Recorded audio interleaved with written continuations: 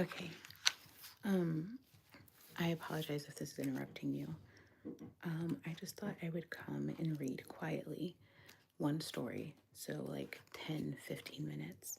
That's it. Nothing too long. And I think I'm going to read, I'm going to read from this.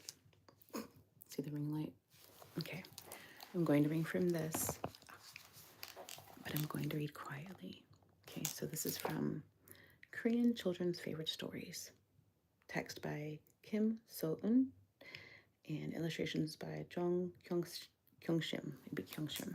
Okay, so I'm going to read quietly, just to be calm a little bit. The Great Flood. Hopefully you can hear me. Let me come closer. The Great Flood. Once upon a time, long, long ago, there lived a handsome boy named Talltree. He was called this because his father was a tree so tall that it almost reached the sky. His mother was a celestial being, a beautiful creature from heaven who came down to earth from time to time. She often used to rest in the shade of the tall tree. In time, she became the tree's wife and bore a healthy boy child who became the tall tree of the story.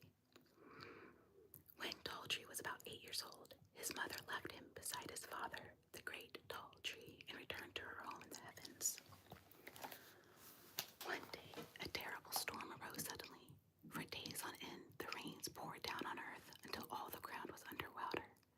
Soon, mountainous waves began sweeping toward the tall tree, the father of the young boy. Father Tree became alarmed. He called to his child and said, I shall soon be uprooted by this terrible storm. When I fall, you must climb into my branches and perch on my back. Otherwise, you will be drowned.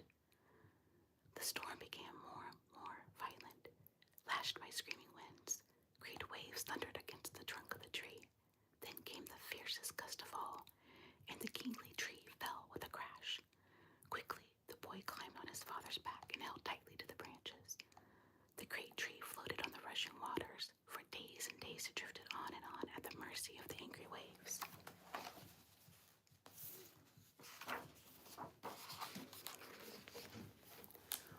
One day they came upon a great number of ants struggling in the water. The poor ants, on the point of drowning, cried, Save us! Save us! Tall Tree felt sorry for them and asked his father, Shall we save the ants? Yes, his father replied. Climb up on my father's back, Tall Tree called out to the ants, and you will be saved. Hurry, hurry. And Tall Tree helped the tired and weary ants get up out of the wind-whipped water onto the tree. The ants, of course, were very happy to be saved. Soon, a great cloud of mosquitoes came flying through the storm. They, too, were weary, for nowhere was there any place to land and rest their tired wings. Help, help, the mosquitoes buzzed. Again, Tall Tree asked, Father, shall we save the mosquitoes? Yes, his father replied. So Tall Tree helped the tired mosquitoes alight on the leaves and branches of his father's back. The mosquitoes were also very grateful to be saved from the storm. As Tall Tree and his father and the ants and the mosquitoes drifted along, they heard the cry of a child. In the waves, they saw a boy about the same age as Tall Tree. Save me, cried the boy. Tall Tree felt sorry for the boy. Let's save the boy too, he said. But this time, his father didn't answer. Again, the cries of the boy came pitifully across the raging waters, and again Tall Tree said, Please, father, let's save the boy. Still, there was no answer from Father Tree. Tall Tree pleaded with his father a third time. Father, we must save that poor boy. The father finally answered, Do as you wish. I leave it up to you. Tall Tree was overjoyed and called to the boy to come and climb up onto his father's back, so the boy was safe too. After a very long time, the Father Tree, Tall Tree, the ants, the mosquitoes, and the boy who had been saved from the waves came to an island. It was the peak of the highest mountain in that country, a mountain as high as Paktu, the mountain with a white head, so called because the snow never melted from its crest. As soon as the tree reached the island, the ants and the mosquitoes thanked Tall Tree and took their departure.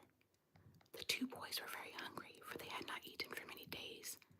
They wandered over the island searching for food and finally came upon a small, straw-thatched hut. Please give us some food, the boys cried out. An old woman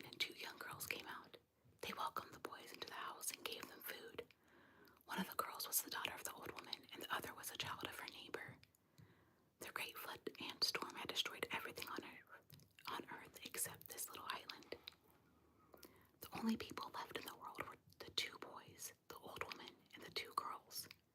There was no other place where the boys could stay.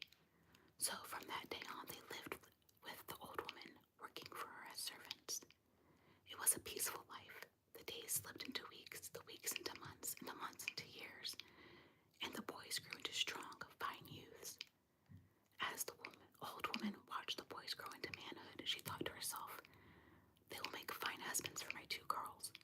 One day, she told the two boys, whichever of you is more skillful shall have my own daughter for his wife, and the other shall have my neighbor's girl. Now, the old woman's own daughter was very much the more beautiful of the two girls, and the boy who had been saved by Talltree during the flood wanted very much to marry her. He thought of a way to get her for his own wife.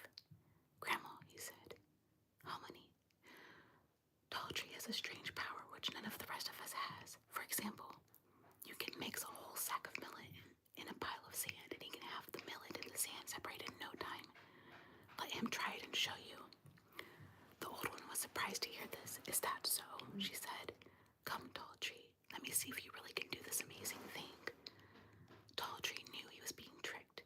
He knew he certainly couldn't do no such thing, and he knew the other youth was planning to get him into trouble. So he refused. But the old one was adamant. She was determined that Talltree should show her his strange and amazing power. If you don't do it, or if you can't do it, I won't let you marry my daughter, the old woman said. Talltree saw he couldn't escape inside. Very well then, he said, I'll try.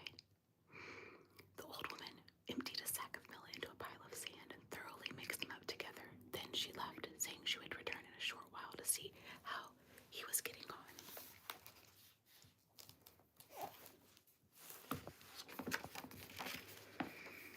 Talltree gazed hopelessly at the pile of millet and sand. What was he to do? It was not humanly possible to sort the millet from the sand. Suddenly, Talltree felt something bite his heel. He looked down, and there he saw a very large ant. What is troubling you, Talltree? The ant asked. I suppose you no longer remember me, but I am one of the ants you saved a long time ago in the flood. Let me help you. Tell me, what's the matter? Talltree told the ant how he must separate the millet from the sand, or else he will not be able to marry the old woman's daughter. Is that all the trouble? Then your worries are over. Just leave it to me. No sooner had the ant said this than a great mass of ants came swarming from all over the place. They attacked the huge pile of sand and millet, each ant carrying a millet grain in its mouth and putting it into the sack placed nearby. Back and forth the ants hurried.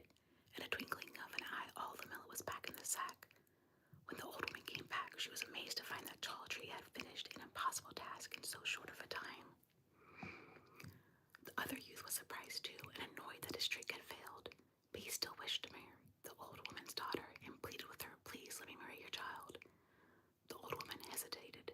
She thought for a moment and replied, You are both very dear to me. I must be absolutely fair. Tonight will be a moonless night. I shall put my daughter and my neighbor's daughter each in a separate room. One will be in the east room and the other in the west room. You two will stay outside, and when I say ready, you will both come into the house and go to the room of your choice.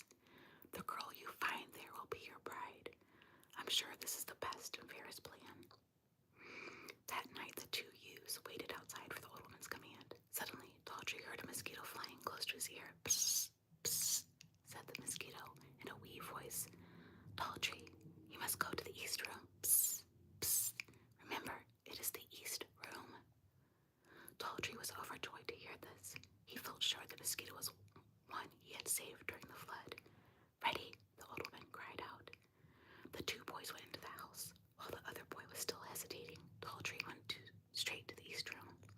There he found the good and beautiful daughter of the old woman. She became his wife.